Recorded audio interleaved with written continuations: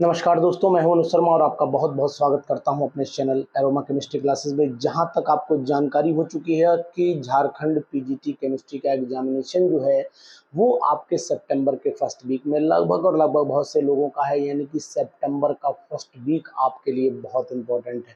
इस सितंबर के first week में एग्जाम जो झारखंड पीजीटी का, इसकी तैयारी आपको अगर करनी है, इसके लिए लगे रहना और प्रॉपर वे में आपको किन किन बातों का विशेष तौर पर ध्यान रखना है, इस बात का हम आज पूरी वीडियो में डिस्कशन करेंगे। तो हमारी इस वीडियो में पूरी तरीके से बने रहिएगा। हम आपको बताएंगे कि आखिरकार झारखंड पीजीटी में हमें एग्जाम से पहले किन किन टॉपिक्स से जुड़े हुए किन किन क्वेश्चंस को विशेष तौर से पढ़ करके जाना है, जो आपके लिए बहुत एग्जाम में हेल्पफुल हो जाएंगे। तो इसी पूरी वीडियो में हम आपसे एक एक टॉपिक से जुड़े हुए कुछ ऐसे टॉपिक हैं जो वाकई में आप लोग छोड़ देते हैं और इन पर क्वेश्चन आने की भी उम्मीद है।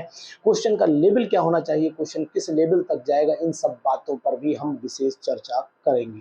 तो फिर इस वीडियो में बने रहेंगे, छोड़ेंगे नहीं, बिल्कुल लीव नहीं करेंगे। एक एक बात आपको नोटिस करके बताऊंगा। देखिए, सबसे पहले तो मैं आपसे बात करता हूं कि हम लोग अधिकतर जो क्वेश्चंस आपके टिपिकल 25 क्वेश्चंस ऐसे होंगे जो आपका सिलेक्शन डिसाइड करेंगे। 150 क्वेश्चन का जो पेपर आना है उसमें से 25 क्वेश्चन आपका सिलेक्शन डिसाइड करेंगे। वो 25 क्वेश्चन कहाँ से होंगे, वो 25 क्वेश्चन कौन कौन से टॉपिक से जुड़े हुए होंगे, इन सभी पर भी हमारी चर्चा चल रही है। तो फिर सुनिएगा ध्यान से। देखिए, एक तो टॉपिक सबसे पहले मैं चलता हूँ स्पेक्ट्रोस्कोपी से। स्पेक्ट्रोस्कोपी एक ऐसा टॉपिक है जो आपको कुछ ऐसे क्वेश्चन दे करके जाएगा जो आपको हो सकता है प्रॉब्लम क्रिएट कर दें। फोटो केमिस्ट्री में भी यही कंडीशन होगी। तो मैं आपको बताऊं कि यहाँ पर एक तो ट्रांजिशन स्टेट के बारे में जरूर पढ़ लीजिएगा फोटो केमिस्ट्री में, और क्वांटम यील्ड की भी जानकारी रखिएगा, क्योंकि इस पे भी क्वेश्चन आने की पूरी और पूरी संभावना मैं समझ करके चलता हूँ कि है ही, 100% है। यहाँ पर कोई रोक नहीं पाएगा। और स्पेक्ट्रोस्कोपी में चले जाइएगा तो स्पेक्ट्रोस्कोपी में आपको यूवी स्पेक्ट्रोस्कोपी पर विशेष तौर से ध्यान देना। यूवी स्पेक्ट्रोस्कोपी, एनएमआर स्पेक्ट्रोस्कोपी पे जुड़े हुए क्वेश्चन 100% आपको पीजीटी एग्जामिनेशन में रखे हुए मिलेंगे, इसलिए आपको जाना कहीं पर भी नहीं है। इन दो क्वेश्चंस पर विशेष तौर से ध्यान देना। दो का मतलब है दो टॉपिक के क्वेश्चन पर विशेष तौर से ध्यान देना है। दूसरी बात ये भी है कि अगर आप लोग एक्वस और नॉन एक्वस सॉल्वेंट के डिफरेंस पर क्वेश्चन तैयार कर लेते हैं तो ये क्वेश्चन भी आपके लिए बहुत मदद करते हुए जाएंगे।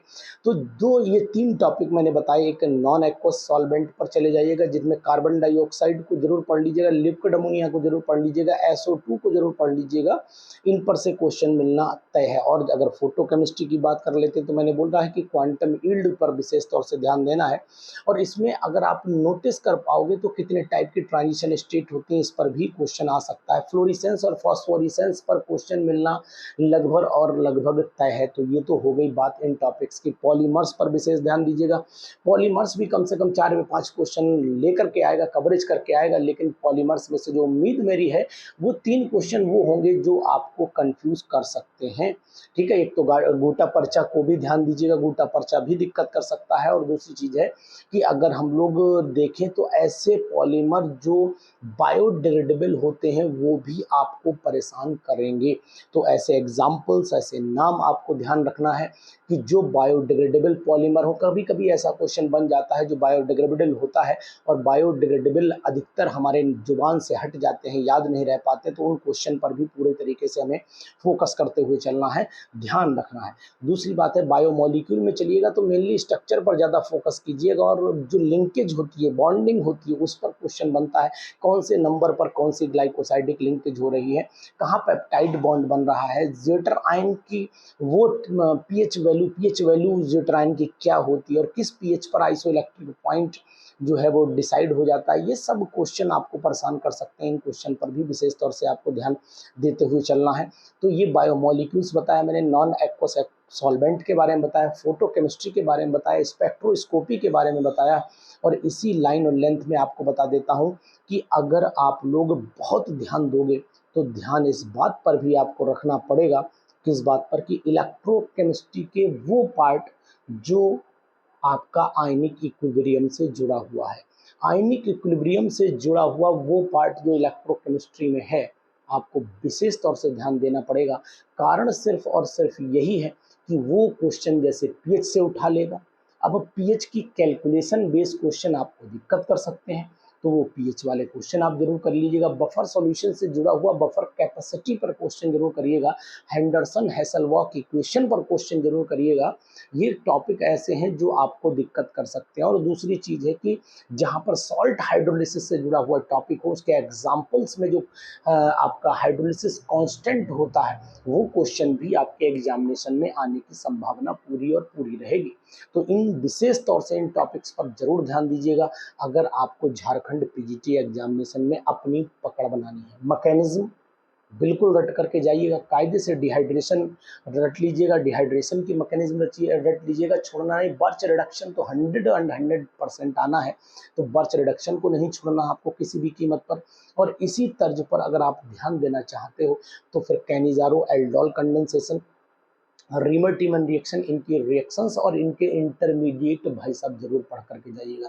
अगर इंटरमीडिएट पढ़ करके गए तो मान के चलना कि एक क्वेश्चन आपके खाते में पड़ जाएगा और आप 100% सिलेक्शन के दायरे में चले जाएंगे। तो वो 25 क्वेश्चन जो आपको परेशान करेंगे और जो आपको सिलेक्शन की कैटेगरी में ले जाएंगे, वो टॉपिक मैंने आपको बताया कि कौन कौन से हो सकते हैं। एक तो इलेक्ट्रोकेमिस्ट्री से जरूर जाएगा, इलेक्ट्रोकेमिस्ट्री में मैं आपको हिस्सा बता दिया है कि कौन से हिस्से से वो क्वेश्चन हो सकता है। और दूसरी चीज आपको ये भी बता रहा हूँ कि अगर आप नोटिस करना चाहो तो ये भी नोटिस कर डालो कि ऑर्गेनिक केमिस्ट्री में जो जीओसी का हिस्सा है उसमें कार्बिन, नाइट्रीन, बेंजाइन, इन पर फोकस कर लेना।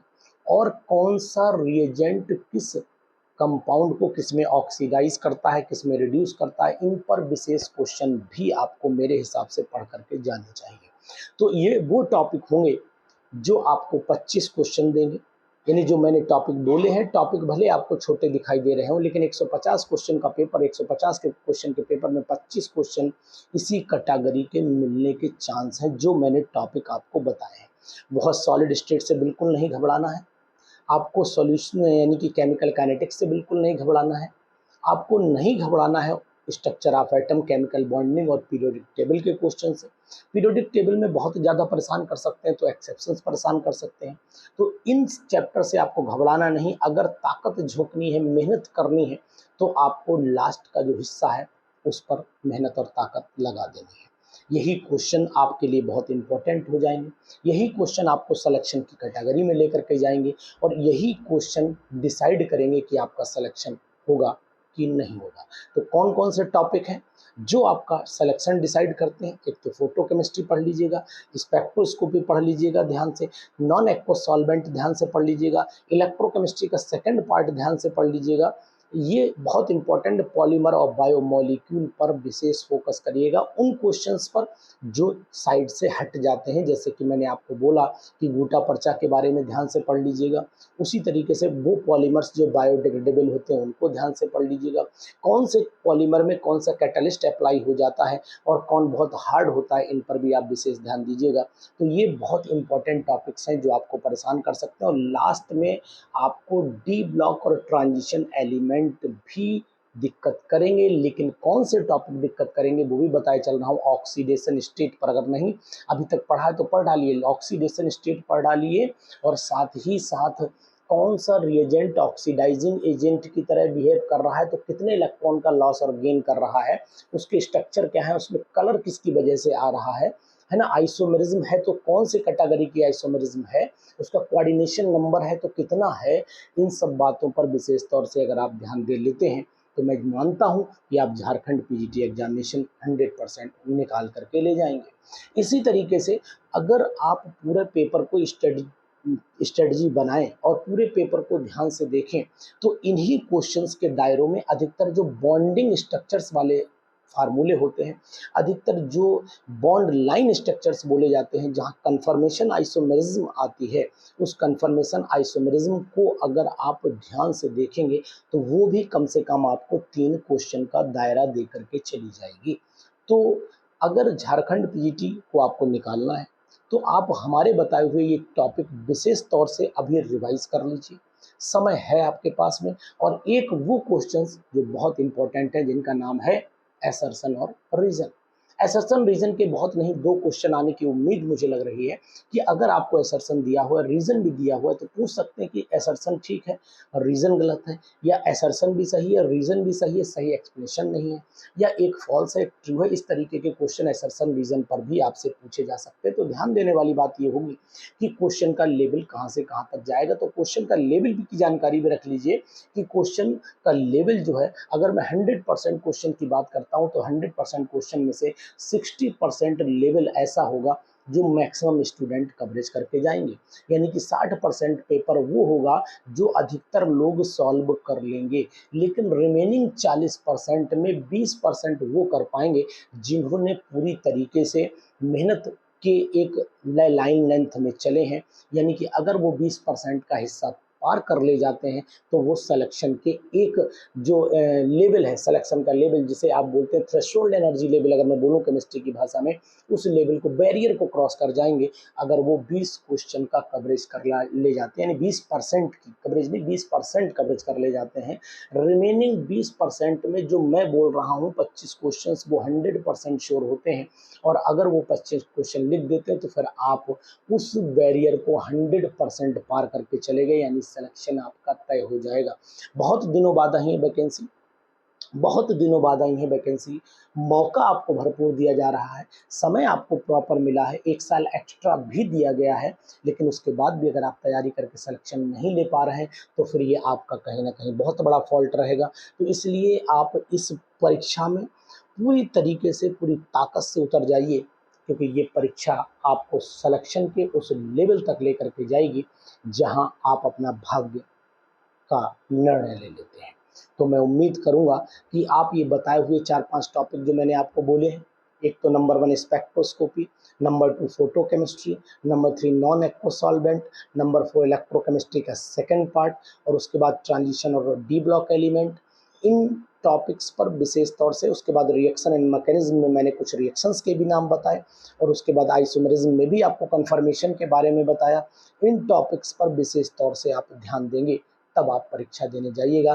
तो परीक्षा देने जाने से पहले विशेष तौर से इन टॉपिक्स को देख लीजिएगा, तभी परीक्षा में उतरिएगा, क्योंकि जंग में उतरने से पहले तलवार में धार बहुत जरूरी होती है।